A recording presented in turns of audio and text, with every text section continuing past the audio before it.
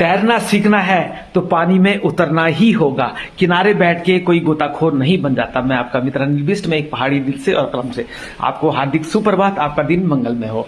दोस्तों, मैं आ चुका हूं मॉर्निंग वाइब्स के साथ, मॉर्निंग रूटीन के साथ और मॉर्निंग थॉट के साथ। वर्तमान थॉट की एक झलक आपको सुनाई, लेकिन उससे पहले कल का थॉट आपके सामने अवश्य रखूंगा, इस परिप्रेक्ष्य में कि हम लोगों ने उसमें मनन किया या नहीं। दोस्तों, कल के थॉट के अनुसार यदि जिंदगी में खुश रहना है, यदि जिंदगी में खुश रहना है तो अपने अंदर का बचपना भी कायम रखना होगा।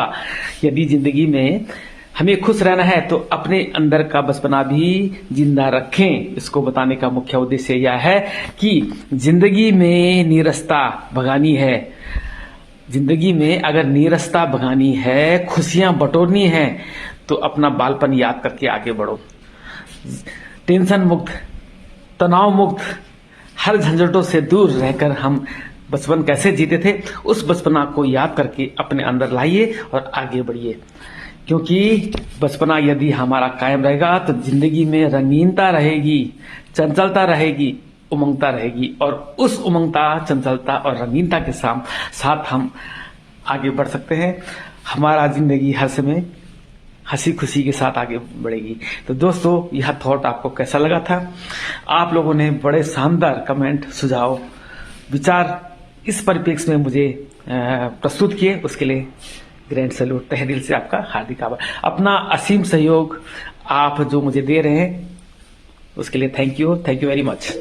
अब आते हैं दोस्तों वर्तमान नए थॉट के साथ, जिसकी एक झलक मैंने आपके सामने प्रस्तुत की है। यदि तैरना सीखना है, यदि तैरना सीखना है तो आपको पानी में उतरना ही होगा। किनारे बैठ के कोई गोताखोर नहीं बन जाता।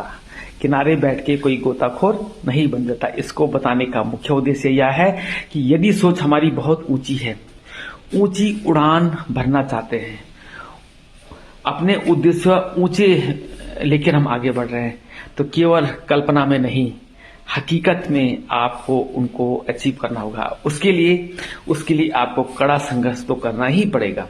दिन रात एक करना होगा।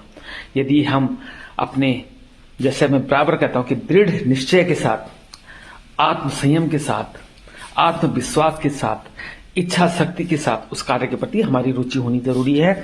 ये सब लेकर हम आगे चलते हैं तो हमारा जो ऊंची सोच है, ऊंचा जो टारगेट है, उसको हम इजीली अचीव कर सकते हैं। इसीलिए कहा गया है यदि तैरना सीखना है, तैरना सीखने का मतलब यदि हम अपने उद्देश्यों को अचीव करना चाहते हैं तो हमें पानी में उतरना ही होगा, हमें कड़ा संघर्ष करना ही होगा।